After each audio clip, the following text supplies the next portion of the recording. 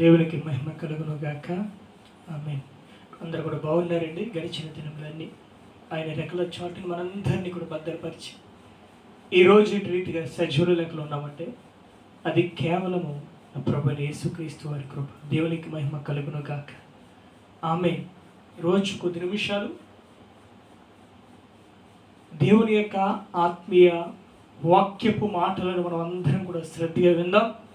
గడిచిన దినములన్నీ దేవుడు తన దయగల హస్తాల చేత మనలను భద్రపరిచి మరి యొక్క నూతన నెలలోనికి ఈ యొక్క ఆగస్ట్ నెలలోనికి మొట్టమొదటి వారున మనమందరము కూడా సజీవుల లెక్కలో ఉండి సంతోషంగా ఆయన నామాన్ని స్తుతించగలుగుతున్నామంటే కేవలము దేవుని యొక్క కృప మాత్రమే.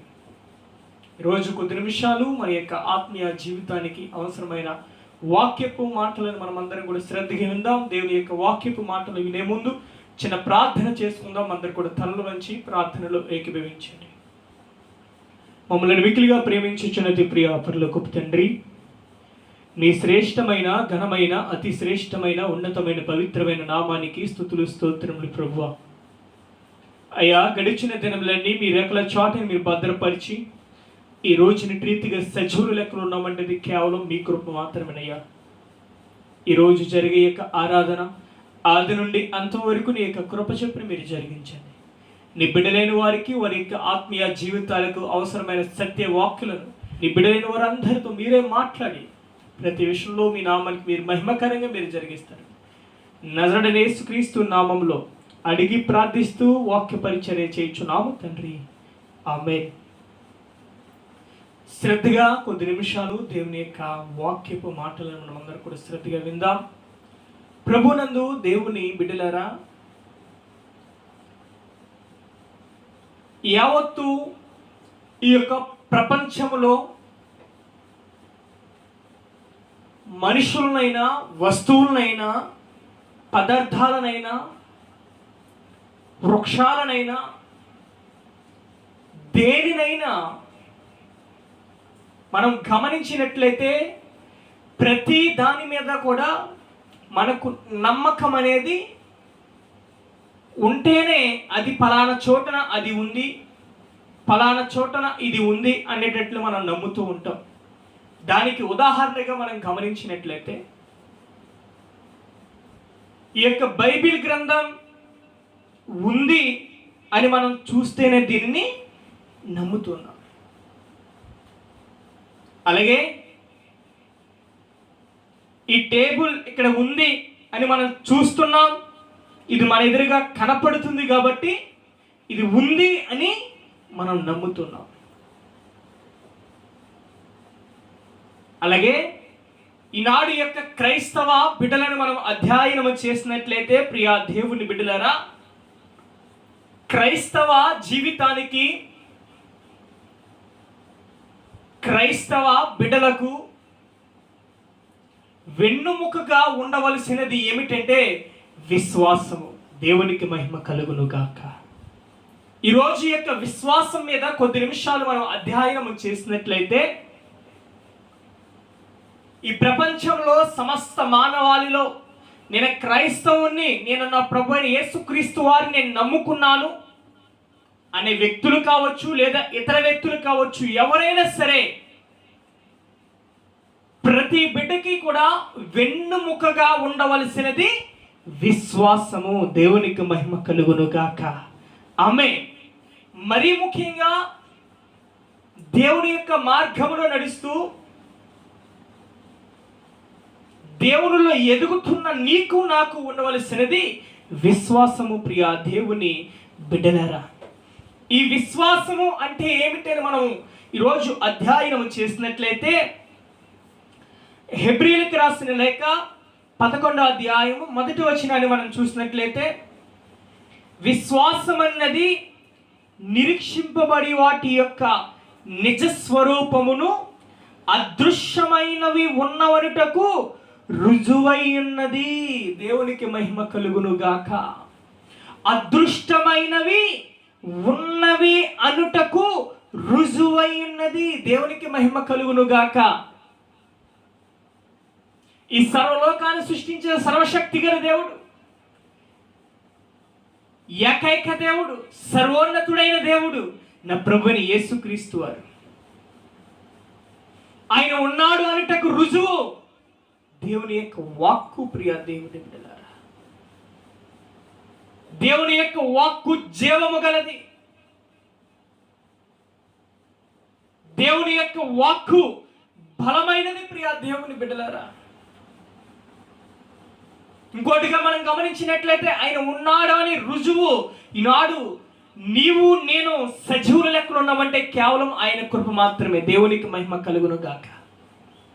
ఈ ప్రపంచంలో ఎటువంటి రోగము లేకుండా రోజుకి 19,000 మంది చనిపోతున్నారు.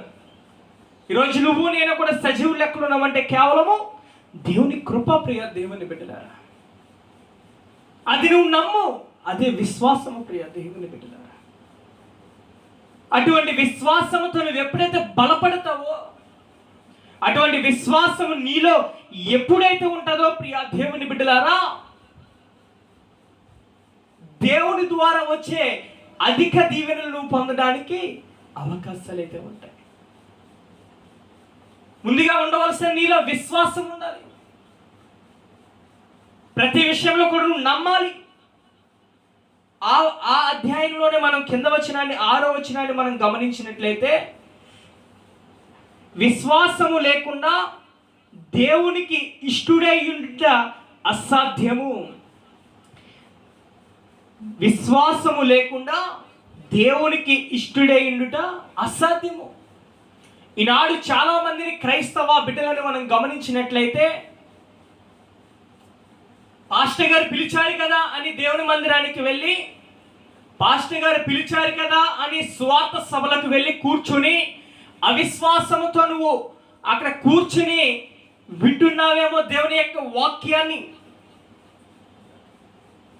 లేదా దేవుని మీద ప్రేమ ఉండి, లేదా అందరూ వెళ్తున్నారు కదా మనము కూడా వెళదాము, అందరూ వెళ్ళి వాక్యాన్ని వింటున్నారు కదా మనము కూడా వెళ్ళి వాక్యాన్ని విందాము అని అవిశ్వాసంతో నువ్వు అక్కడ కూర్చుంటున్నావేమో. నువ్వు అవిశ్వాసివై ఉండుట దేవునికి ఇష్టము లేదట. దేవుని యొక్క వాక్యాన్ని వింటున్న నీవు, దేవుని యొక్క వాక్యాన్ని చదువుతున్న నీవు విశ్వాసముతో నమ్మేటట్లు ఉండాలి. ఈ వాక్కు నా కోసమే, ఈ వాక్యం నా కోసమే అనేటట్లు నమ్మాలి. ప్రియ దేవుని బిడ్డలారా, అలా ఎప్పుడైతే నువ్వు నమ్మి ఈ వాక్యము నాదే అని నువ్వు ఎప్పుడైతే దాన్ని నువ్వు స్వాధీనపరుచుకుంటావో ప్రియ దేవుని బిడ్డలారా, నువ్వు నిజంగా విశ్వసించినట్లు అవుతావు. విశ్వసించినట్లు అవుతావు. ఆ విశ్వాసం మనం ఎలా కనుగొనాలి అనగా ఆ విశ్వాసం మన పట్ల ఎలా కలుగుతుంది అనేది అధ్యయనం చేసినట్లయితే, రోమపత్రిక కావచ్చు, యోహాను పత్రిక కావచ్చు, ప్రకటింపబడిన సువార్త వినుట వలనంట. దేవుని యొక్క సభలకు వెళ్ళి, ఉపవాస కూడికలకు వెళ్ళి, మహాసభలకు వెళ్ళి, ప్రతి ఆదివారం చర్చికి వెళ్ళి వాక్యాన్ని వింటున్న నీవు వాక్యాన్ని విన్న వాటిని విశ్వసించాలి, నమ్మాలి. ఆ వాక్యం నా కోసమే. ఈరోజు దైవజనులు చెప్పిన వాక్యం అది నా కోసమే. ఈరోజు దేవుడు దైవజనులతో మాట్లాడించిన వాక్యం అది నా కోసమే. నువ్వు ఎప్పుడైతే విశ్వసిస్తావో ఆ వాక్యము నీ జీవితంలో అది జరగడానికి అవకాశం అయితే ఉంటుంది. ప్రియ దేవుని బిడ్డలారా, 12 సంవత్సరాల నుంచి రక్తస్రావం కలిగిన స్త్రీ మనందరికీ కూడా తెలిసిన విషయమే. ఆమె ఎంతో డబ్బు ఖర్చు పెట్టింది, ఎన్నెన్నో హాస్పిటల్స్కి వెళ్ళింది, అమ్ముకున్న డబ్బు అంతా ఖర్చు చేసింది. ఒకనొక సందర్భంలో పలానా చోటంట పలానా రోడ్డు అంటే యేసుప్రభు గారు వెళ్తున్నారనే మాట ఆమె విని పలానా చోటుకి ఆమె వెళ్ళేసరికి యేసుప్రభు గారు ఆ రోడ్డు అంటే నడుస్తూ ఉంటే యేసుప్రభు గారి యొక్క వెనకకు వెళ్ళి యేసుప్రభు గారి యొక్క చెంగు ముట్టినంటనే ఆమెకు రక్తధార కట్టబడింది. దేవునికి మహిమ కలుగును గాక. ఆమె ఎన్ని సంవత్సరాల నుంచి బాధపడుతుంది? 12 సంవత్సరాల నుంచి. 12 సంవత్సరాల నుంచి ఆమెకున్న డబ్బు అంతా ఎంతో ఖర్చు పెట్టి ఉంటుంది. ఎన్నెన్నో హాస్పిటల్స్ తిరిగింది, ఎవరెవరు చెప్పిన మాటలు విన్నది. కానీ ఆమె విశ్వాసముతో అన్నీ నమ్మి విసిగిపోయి అందరి మాటలు కూడా విని చివరికి నా దేవుని యొక్క చెంగు ముట్టిన వెంటనే ఆమె రక్తధార కట్టబడింది. దేవునికి మహిమ కలుగును గాక. అప్పుడు నా దేవుడు అన్న మాట ఏంటంటే, అమ్మా నీ విశ్వాసమే నిన్ను స్వస్థపరిచింది. ఆమె విశ్వాసంతో వెళ్ళి చెంగు ముట్టినది. ఆమె విశ్వాసంతో వెళ్ళి యేసు ప్రభు వారి యొక్క చెంగు ముట్టిన వెంటనే ఆమెకి రక్తధార కట్టబడింది.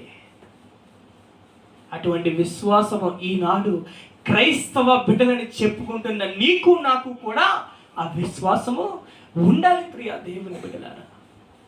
ఈనాడు చాలా మంది బిడ్డలు కొద్దిగా జ్వరం వచ్చేసరికి, కాళ్ళు చేతులు లాగేసరికి ఆ తాయిత్లని అవని ఇవని ఎక్కడెక్కడికో వెళ్ళి ఎవరెవరు చెప్పిన మాటలు విని వారికి ఉన్న డబ్బంతా ఖర్చు చేసి విలువైన సమయాన్ని పాడు చేసుకుని వారి యొక్క బలాన్నంతా పోగొట్టుకుని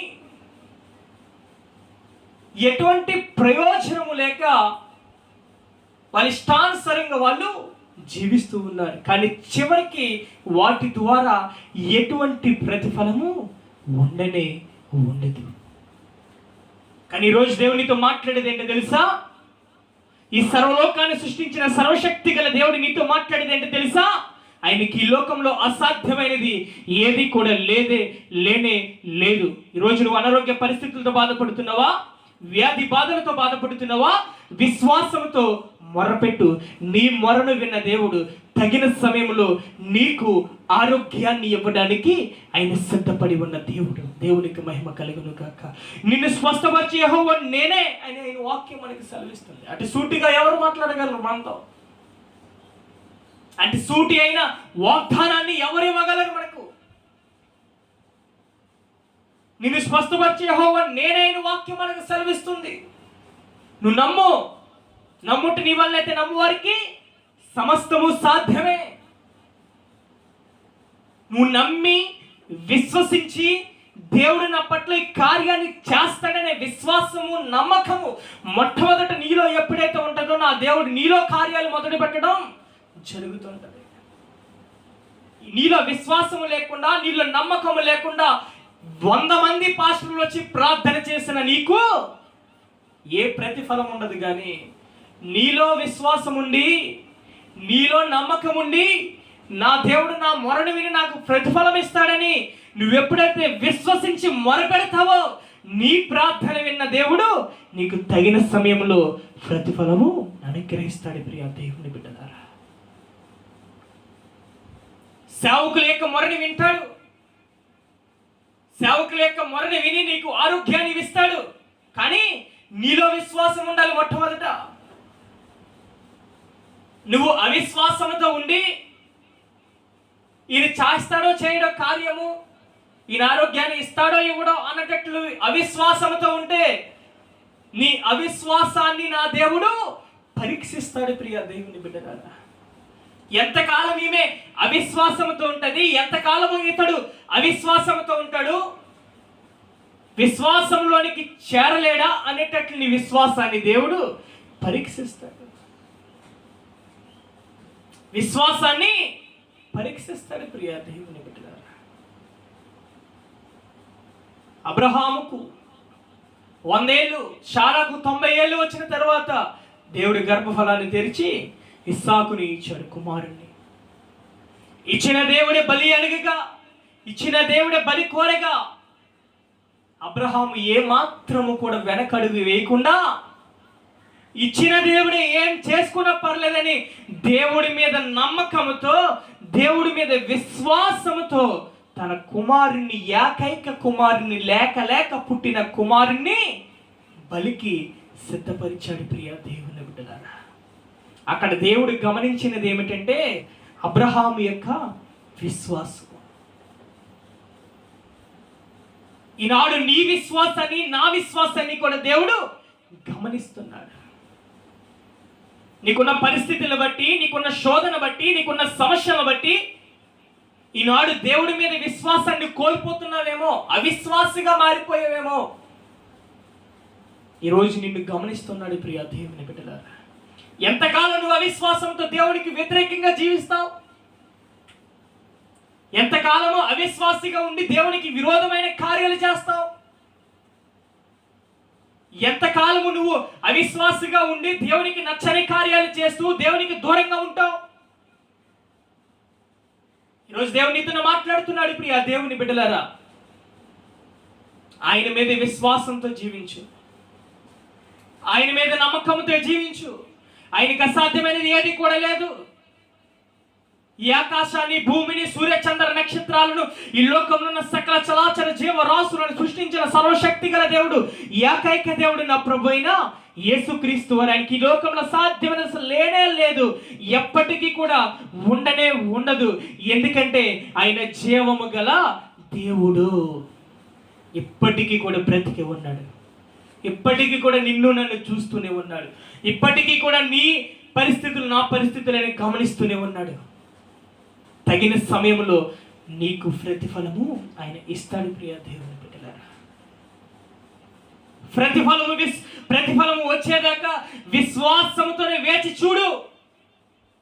ఒక వారం దేవుని మందిరానికి వెళ్ళి, లేదా 2 వారాలు దేవుని మందిరానికి వెళ్ళి, ఒక రోజు ప్రార్థన చేసుకుని, 2 రోజులు ప్రార్థన చేసుకుని, ఒక 5 నిమిషాలు ప్రార్థన చేసుకుని, 1 గంట ప్రార్థన చేసుకుని, లేదు నాకు ప్రతిఫలం రాలేదు, నేను దేవుని సన్నిధిలో మొరపెట్టాను, ఇంటికడ ప్రార్థన చేశాను, ఎక్కడ సభలైన వెళ్ళాను, నాకు ఏ ప్రతిఫలము కూడా రాలేదని నువ్వు 1-2 సార్లు చూచి ప్రార్థన చేయడం మానేసి దేవునికి వ్యతిరేకంగా నువ్వు తయారవుతున్నావేమో.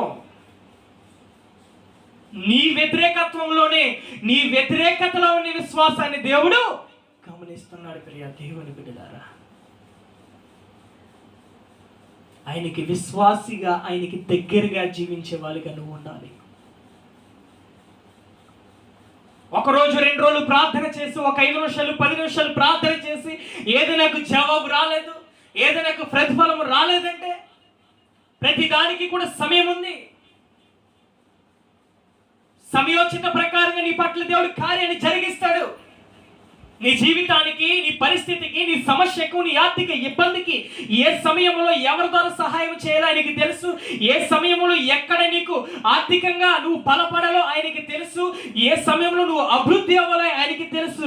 ఏ సమయంలో ఎలా నిన్ను మహిమపరచాలో, ఏ సమయంలో నిన్ను ఎలా అభివృద్ధి పరచాలో ఆయనకి తెలుసు ప్రియ దేవుని బిడ్డలారా. అటు రీతిగా నిన్ను ఆయన బలపరచడానికి సిద్ధపడి ఉన్న దేవుడు. దేవుని యొక్క వాక్యం నీలో ఉన్నట్టు అవుతుంది. నువ్వు అవిశ్వాసిగా ఉండి, దేవుడి మీద విశ్వాసము లేకుండా ఎన్ని సభలకు వెళ్ళినా, ఎన్ని వాక్యాలు విన్నా, ఎన్ని కానుకలు ఇచ్చినా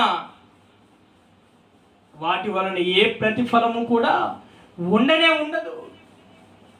కానీ నువ్వు దేవుని మీద విశ్వాసముతో, నమ్మకంతో, ఈయనే నా సృష్టికర్త, ఈయనే నా నిజదేవుడు అని విశ్వాసముతో నీ మొరను ఎప్పుడైతే మొర పెట్టడం ప్రారంభిస్తావో, నీ విశ్వాసపు మొరను విన్న దేవుడు తగిన సమయంలో నీకు ప్రతిఫలాన్ని అనుగ్రహిస్తాడు ప్రియ దేవుని బిడ్డలారా. విశ్వాసంతో నువ్వు మొరపెట్టు. 12 సంవత్సరాల నుంచి రక్తస్రావం కలిగిన స్త్రీ విశ్వాసంతో చెంగుముట్టినంటేనే, నా దేవాది దేవుడు, అమ్మా నీ విశ్వాసమే నిన్ను స్వస్థపరిచింది అన్నాడు. లేక పుట్టిన కుమారుడు ఇస్సాకును బలి కోరగా అబ్రహాము వెంటనే తీసుకువెళ్ళగానే దేవుడు ఎక్కడ అబ్రహాము